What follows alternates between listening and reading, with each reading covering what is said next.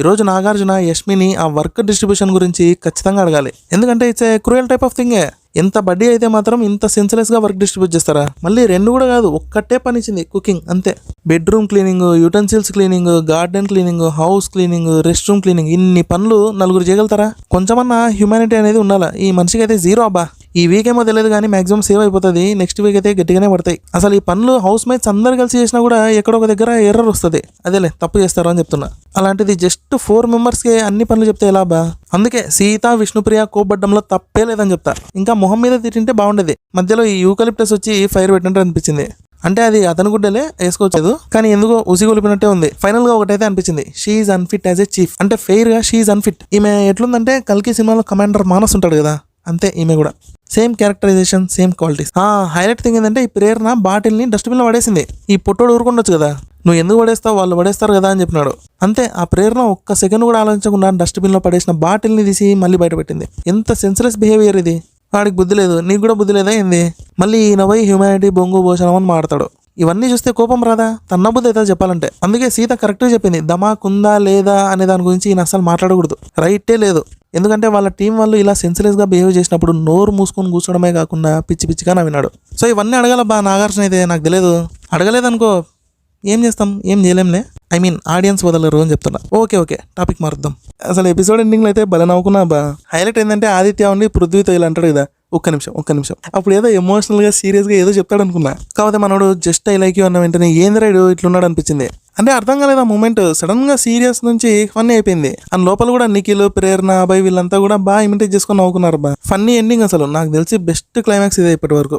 Okay ఇప్పుడు task విషయానికి వస్తే, చేత్తో ముట్టుకోకుండా రింగ్ని శరీరం మీదుగా తీసుకెళ్లి అవతల పడేయాలి. పాయింట్ అయితే చాలా క్లియర్ గా ఉంది. నైనిక వాళ్ళు చేసిందే కరెక్ట్. శరీరం మీదుగా వెళ్ళాలి, అంతేగాని శరీరం దూర్చాలి అని చెప్పలే కదా రింగ్ లో. అయినా సర్ప్రైజింగ్ థింగ్ ఏంటంటే యష్మి టీమ్ లో ప్రతి ఒక్కరు వాళ్ళ బాడీని రింగ్ లో దూర్చి మరీ అవతల పడేసిన రింగ్ ని. అది కూడా చాలా ఫాస్ట్ గా, కొన్ని సెకండ్స్ ఉన్నాయి తేడా అంతే వాళ్ళకి వీళ్ళకి. Excellent strategy. నవ్విల్దే కదా ఐడియా, సూపర్. నిఖిల్ది ఏం అన్ఫేర్ డెసిషన్ కాదు, కరెక్ట్ గానే ఇచ్చాడు. ఇప్పుడు బ్రిక్ టాస్క్. ఇది అన్యాయం అంటే అసలు ఫస్ట్ గెలికింది పృథ్వీ. అంటే వీళ్ళు కూడా గెలికారులే, కాకపోతే వీళ్ళు మరీ మెత్తగా ఉన్నారు బా. నైనిక వాళ్ళ టీము రాజీ పడినకూడదు, మీరు గెలకకండి మేము గెలకమని. లాస్ట్ వరకు అట్లే ఉండాలి, తోసుకుంటూ. అప్పుడు టాస్క్ లో కొంచెం చేంజెస్ చేసి ఇంకో రకంగా పెట్టే ఛాన్స్ ఉండేది. నాకైతే అదే అనిపించింది బా. పృథ్వీ ఫస్ట్ స్టార్ట్ చేయకుంటే నైనిక టీం వల్లే గెలిచే వాళ్ళేమో.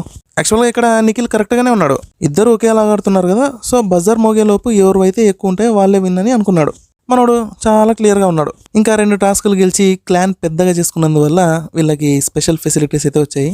లగ్జరీ రూమ్ అయితే వీళ్ళు దక్కించుకున్నారు. అప్రిషియేట్ చేయాల్సిందే, ఎలా ఆడామా అన్నది కాదు, గెలిచామా లేదా అంతే. వీళ్ళని చూస్తుంటే ఎందుకు ఆస్ట్రేలియా క్రికెట్ టీమే గుర్తుకొస్తుంది. వాళ్ళు కూడా సేమ్ ఇంతే కదా, ఏదైనా చేస్తారే గెలవాలనే ఆడతారు. ఇప్పుడు స్పెషల్ ఎంట్రీ మణికంఠ.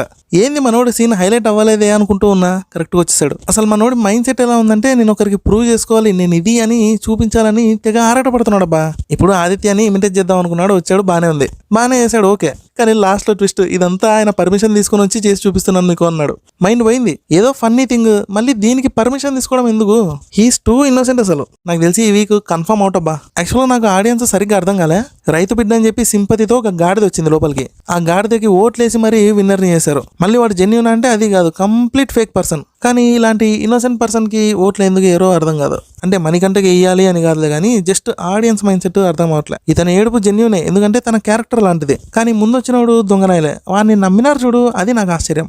ఓకే ఇప్పుడు వర్క్ డిస్ట్రిబ్యూషన్ లో కొంచెం అన్యాయం జరిగినట్టే అనిపించింది అబ్బా. యాక్చువల్ గా మీరు ముందు నుంచి అబ్జర్వ్ చేసింటే నిఖిల్ అండ్ యష్మి వీళ్ళిద్దరు గొడవ పడుతూ ఉంటారు. అట్ ద సేమ్ టైం ఒకరికొకరు హెల్ప్ కూడా చేసుకుంటుంటారు. ఇక్కడ ఈ వర్క్ డిస్ట్రిబ్యూషన్ లో నాకు అదే జరిగింది అన్నట్టు అనిపించింది. నైనిక వాళ్ళకి 5 పనులు, నిఖిల్ వాళ్ళకి ఒకటే పని, జస్ట్ కుకింగ్ ఒకటే, మళ్ళీ కడగడం కూడా లేదు. ఇట్స్ క్లియర్ అబ్బా, ఇది అన్ఫేర్ అండ్ తన అయితే బయాస్డ్ గానే ఉంది. అండ్ వీళ్ళ టీంలో ప్రేరణ ఉంది కదా, ఒక్కొక్కసారి ఎందుకు ఈమె పిచ్చిగా బిహేవ్ చేసినట్టు అనిపిస్తుంది అబ్బా. మళ్ళీ ఇప్పుడు మణిబాబు ఈజ్ బ్యాక్. ఇతనేంటో నాకు అర్థం కావట్లే, మీరన్నా అర్థం చేసుకోండి. అంత గొడవ పడినప్పుడు ఎవరన్నా సరే కొంచెం స్పేస్ కావాలి అనుకుంటారు. దీనికోసం ఆ పిల్ల పోతూ ఉంటే మనోడు బాటిల్ పట్టుకొని పోతా ఉన్నాడు. పెద్ద స్ట్రైట్ గా రెస్ట్ రూమ్ లో పోయినాడు. ఏం చేస్తున్నాడో మణిబాబు అసలు అర్థమే కాదు. సర్లే, మణిబాబుకి బేబక్కకి ఈరోజు టఫ్ ఫైట్ అయితే ఉంటుందబ్బా. కరెక్ట్గా అయితే చెప్పలేను, 50-50% ఇద్దరికి. సో చూడాలి మరి ఏమవుతుందో. యాక్చువల్గా ఒక చిన్న డౌట్ కూడా వచ్చింది, ఈరోజు ఎలిమినేషన్ ఉంటుందా లేదా అని. యాక్చువల్గా ఇది ఒక కరెక్ట్ సిచ్యువేషన్ సీక్రెట్ రూమ్కి. ఏ హౌస్ మేట్కి కూడా డౌట్ రాదు. మణిబాబుని ఎలిమినేట్ చేసినట్టు చేసి సీక్రెట్ రూమ్కి పంపించాలి. అప్పుడు గేమ్ ఇంకా హైలైట్ ఉంటుంది. ఇలా చేస్తే బాగుంటుంది అని అనుకుంటున్నా. మీ ఒపీనియన్ కూడా చెప్పండి. ఇదండి ఈరోజు రివ్యూ. మళ్ళీ రేపు కలుద్దాం, ఓకేనా? ఉంటా మరి. Tata bye, have a good day, take care.